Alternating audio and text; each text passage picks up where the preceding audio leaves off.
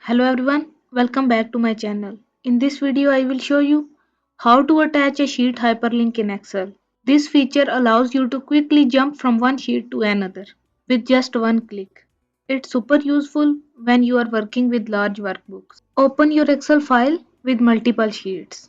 Go to the sheet where you want to create the hyperlink.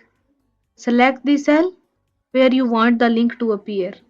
Right click on the cell, choose link in the dialog box on the left side. Click place in this document. You will see a list of all your sheet names. Select the sheet you want to link. For example, sales reports. Click OK. Now the text in that cell becomes a clickable hyperlink. Just click on the hyperlink text. Excel will instantly take you to the sales report sheet or whichever sheet you linked. And that's it. This is how you can easily attach a sheet hyperlink in Excel. It's a simple trick but saves a lot of time when working with multiple sheets.